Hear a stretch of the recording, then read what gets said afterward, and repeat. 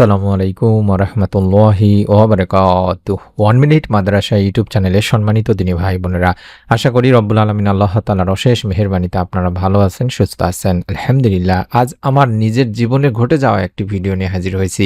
আমার দোয়া কবুল হচ্ছিল না, তাই পবিত্র জুমার দিন ফজরের পর একটি আমলে আল্লাহ তাআলা আমার মনে নেক আশা পূরণ করেছেন। আল্লাহ তাআলা আমার দোয়া কবুল করেছেন। আলহামদুলিল্লাহ। আপনারা জানেন জুমার দিন ফজরের নামাজ সবচেয়ে শ্রেষ্ঠ নামাজ দিনী ভাই বোনেরা। অনেক ভাই বোন হয়তো জানেনই না যে পবিত্র জুমার দিন মনে করেন জুমার নামাজই হলো শ্রেষ্ঠ নামাজ, কিন্তু না, জুমার দিন ফজরের ফরজ নামাজ শ্রেষ্ঠ নামাজ। এই নামাজের পরে যদি একটি আমল করতে পারেন, আপনারও সারা জীবনের যে আশা আকাঙ্ক্ষা, মনের নেক আশা পূরণ হয় না, সেই আশাও ইনশাল্লাহ আল্লাহ তাআলা পূরণ করে দিতে পারেন। তাই অনুরোধ করছি এই পরীক্ষিত আমলের ভিডিওটি থেকে আমলটি সম্পর্কে বিস্তারিত জেনে নিয়ে নিয়ম মেনে নিয়ত করে আপনিও একবার হলেও আল্লাহ তাআলার উপর ভরসা করে দেখুন। আল্লাহ তাআলা আপনাকেও নিরাশ করবেন না ইনশাআল্লাহ। অনুরোধ করছি ভিডিওটি মনোযোগ দিয়ে দেখার। দোয়া মুমিনের হাতিয়ার দিনী ভাই বোনেরা, আমাদের শক্তি এটা। আমল ও দোয়ার মাধ্যমে আল্লাহর নৈকট্য অর্জন করা সম্ভব। আল্লাহ সেই বান্দাদের সবচাইতে বেশি ভালোবাসেন যারা তার কাছে চায় অর্থাৎ দোয়া করে, আর যারা চায় না তাদের প্রতি তিনি অসন্তুষ্ট হন। আল্লাহ রাব্বুল আলামিন নিজেই বলেন, নিশ্চয়ই অবশ্যই মানুষকে সৃষ্টি করা হয়েছে অস্থির করে। যখন তাকে কোনো বিপদ স্পর্শ করে তখন সে হয়ে পড়ে অতি মাত্রায় উৎকণ্ঠিত। সূরা মাআরিজ আয়াত 19 থেকে 20। তাই বিপদে আপদে মুসড়ে না পড়ে আল্লাহ তাআলার কাছে সাহায্য চাইতে হবে, বেশি বেশি দোয়া করতে হবে। মানুষের দোয়া আল্লাহ তাআলা ফিরিয়ে দেন না। হাদিস থেকে পাওয়া যায় দোয়া কবুলের 3টি অবস্থা সম্পর্কে। এক, দোয়াকারীর দোয়া হুবহু কবুল করে দুনিয়াতেই দিয়ে দেন। যেমন আল্লাহর অশেষ মেহেরবানিতে আমরা এর ফল পেয়েছি। আমাদের মনে নেক আশা পূরণ হচ্ছিল না, আমরা দোয়া করেছি, আল্লাহ তাআলার কাছে বলেছি, আল্লাহ এই আমল এই ওসিলায় যদি আমাদের জন্য উত্তম কল্যাণকর হয় তাহলে আমার এই কাজটিকে সহজ করে দিও। রব্বুল আলামিন সহজ করে দিয়েছেন আলহামদুলিল্লাহ। তার দোয়ার প্রতিদান 2 নম্বর, পরকালের জন্য সংরক্ষণ করে রাখবেন, অর্থাৎ আপনাকে এখন না দিলেও পরকালে দেবেন। অথবা 3 নম্বর, দোয়ার মাধ্যমে আপনার উপরে আসা কোনো অমঙ্গলকে আল্লাহ তাআলা আপনার কাছ থেকে দূরে রাখবেন।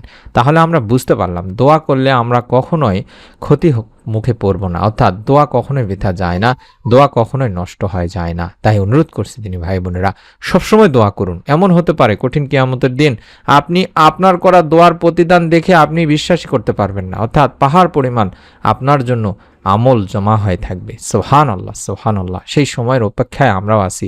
তাই আমরা সবসময় দোয়া করব। বিপদে আপদে যখনই দোয়া কবুল হোক না হোক আমরা দোয়া করতেই থাকবো। এবং যেটা বললাম ভিডিওর শুরুতেই, ফজরের নামাজ জুমার দিন শ্রেষ্ঠ নামাজ। নামাজের মধ্যে যেমন ফজরের রয়েছে বিশেষ গুরুত্ব, আবার তেমনি সময়ের মধ্যেও ফজরের সময় রয়েছে বিশেষ গুরুত্ব। পবিত্র কোরআনে আল্লাহ তাআলা ফজর নামে একটি সূরা নাজিল করেছেন, আর ওই সূরার শুরুতে আল্লাহ তাআলা নিজেই বলেছেন শপথ ফজরের। সূরা ফজর প্রথম আয়াত। হাদিসেও ফজরের নামাজকে বিশেষ তাগিদ দেওয়া হয়েছে দিনী ভাই বোনেরা। জুনবুদ ইবনে আব্দুল্লাহ রাদিয়াল্লাহু তাআলা আনহু থেকে বর্ণনা করা হাদিসটিতে মহানবী সাল্লাল্লাহু আলাইহি ওয়াসাল্লাম ইরশাদ করেছেন, যে ব্যক্তি ফজরের নামাজ পড়বে সে আল্লাহর জিম্মায় থাকবে। সুবহানাল্লাহ, সুবহানাল্লাহ। শুধু তাই নয়, অন্য হাদিসেও ফজরের নামাজ আদায়কারীকে জান্নাতি মানুষ হিসেবে আখ্যায়িত করা হয়েছে। সুবহানাল্লাহ। আবু মুসা আশআরী রাদিয়াল্লাহু তাআলা আনহু থেকে বর্ণনা করা হাদিসটিতে রাসূল পাক সাল্লাল্লাহু আলাইহি ওয়াসাল্লাম বলেছেন, যে ব্যক্তি 2টি শীতল সময় নামাজ আদায় করবে সে জান্নাতে প্রবেশ করবে। এগুলো সহিহ হাদিস। অনেকেই রিজিকে বরকত পান না, রিজিকের আমল চান। আপনাদের কাছে অনুরোধ করবো দিনী ভাই বোনেরা, রিজিকেও বরকত আসবে। আল্লামা ইবনুল কাইয়িম রাহমাতুল্লাহি আলাইহি বলেছেন, সকালবেলার ঘুম ঘরে রিজিক আসতে বাধা দেয়, কেননা তখন রিজিক বন্টন করা হয়। অর্থাৎ আপনি যদি ফজরের নামাজ পড়ে আল্লাহ তাআলার কাছে রিজিকে বরকত চান, রব্বুল আলামিন আপনাকে রিজিক প্রদান করতে পারেন।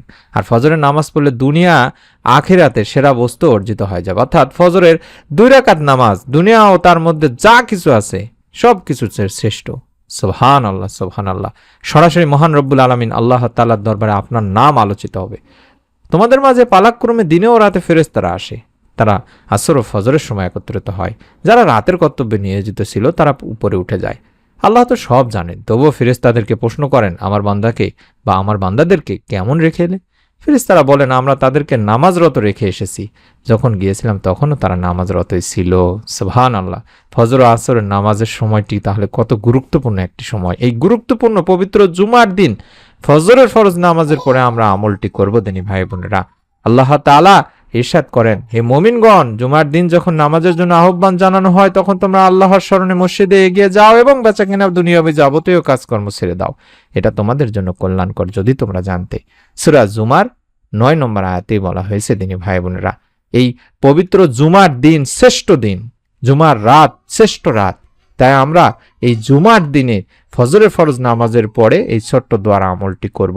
মনে আশা পূরণে মানুষ কত আমলই না করে থাকেন, অনেকে অনেক আমল করে থাকেন, কিন্তু মনের আশা পূরণে ইসমে আজম হলো উৎকৃষ্ট উপায়। অর্থাৎ আমরা যে আমলটি করব বা দোয়াটি করব সেটি হলো ইসমে আজমের দোয়া। অর্থাৎ ইসমে আজমের মাধ্যমে দোয়া করলে আল্লাহ তাআলা তা কবুল করেন। সুবহানাল্লাহ। স্ক্রিনের মধ্যে দেখাচ্ছি এই দোয়াটি আমরা করব। তবে হ্যাঁ, ছোট্ট নিয়মটি হলো আপনি এই দোয়াটি পড়ার আগে এই মুহূর্তে যে ছোট্ট দরুদটি দেখছেন, অর্থাৎ আল্লাহুম্মা সাল্লি ওয়া সাল্লিম আলা নবিয়িনা মুহাম্মদ, আল্লাহুম্মা সাল্লি ওয়া সাল্লিম আলা নবিয়িনা মুহাম্মদ, এভাবে 11 বার পড়ে নেবেন। আবারও বলছি, এই ছোট্ট দরুদটি 11 বার পড়ে মাত্র 3 বার অন্তত কষ্ট করে হলেও পাঠ করবেন।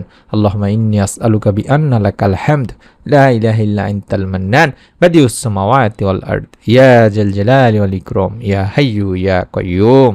এভাবে 3 বার পাঠ করবেন, দেখে দেখে হলেও পাঠ করবেন। আমি দেখাই দিচ্ছি আরবি বাংলা উচ্চারণ সহকারে, আপনারা চাইলে মোবাইলের ছবি উঠাই নিন। এই দোয়াটি পড়ার পরে 3 বার পড়ার পরে দুখানা হাত তুলে আল্লাহকে বলবেন যে, হে আল্লাহ, আমি তোমার কাছে প্রার্থনা করি, তুমি তো সকল প্রশংসার মালিক, তুমি ছাড়া তো কোনো ইলাহ নেই, তুমি দয়াশীল, তুমি আকাশসমূহ পৃথিবীর একমাত্র সৃষ্টিকর্তা, হে মহান সম্রাট ও সর্বোচ্চ মর্যাদার অধিকারী, হে চিরঞ্জীব, হে সর্বময় ক্ষমতার অধিকারী।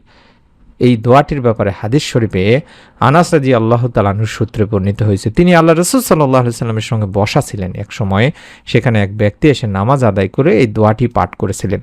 তখন দোয়াটি পাঠ করার শুনে নবী করিম সাল্লাল্লাহু আলাইহি সাল্লাম বললেন যে, এই ব্যক্তি তো ইসমে আজমের দ্বারা দোয়া করেছে, অর্থাৎ যে নামে ডাকলে তিনি সাড়া দেন এবং যে নামে তার নিকট চাওয়া হলে তিনি তা দান করেন। সুবহানাল্লাহ, সুবহানাল্লাহ। বিশ্বনবী, প্রিয় নবী সাল্লাল্লাহু আলাইহি ওয়াসাল্লাম নিজে বলছেন, এই দোয়ার মাধ্যমে আল্লাহকে ডাকলে আল্লাহ সাড়া দেন, কিছু চাইলে আল্লাহ তাআলা তাকে তা দিয়েই থাকেন। তাই মনের মধ্যে একটা বিশ্বাস নিয়ে নিয়ত করে একবার হলো আজ পবিত্র জুমার দিন ফজরের ফরজ নামাজ আদায় করে বেশি বেশি দরুদ ইস্তেগফার পাঠ করে যে ছোট্ট দোয়াটি দেখাচ্ছি, এই দোয়াটি মাত্র কম করে হলেও 3 বার পাঠ করে আল্লাহ তাআলার কাছে আপনি আপনার মনের আশাগুলো বলুন, চাওয়া পাওয়াগুলো বলুন। রব্বুল আলামিন ইনশাআল্লাহ আপনাকে নিরাশ করবেন না। আবারও বলছি, নিয়ত করে আমল করতে হয়, মনের নিয়তই সবচেয়ে বড় আমল দিনী ভাই বোনেরা। আল্লাহ তাআলা আপনার নিয়তটিকে দেখবেন এবং আপনি নিজে আমল করে ফল পেলে আমাদেরকে অবশ্যই কমেন্ট করে জানাবেন। যেমন নেক সন্তান লাভে সুসংবাদ পেয়ে অসংখ্য মা ও বোন আমাদেরকে প্রতিদিনের আমল ইউটিউব চ্যানেলের কমেন্ট সেকশনে বলছেন, চাইলে আপনারা কমেন্টগুলো দেখলেই বুঝতে পারবেন।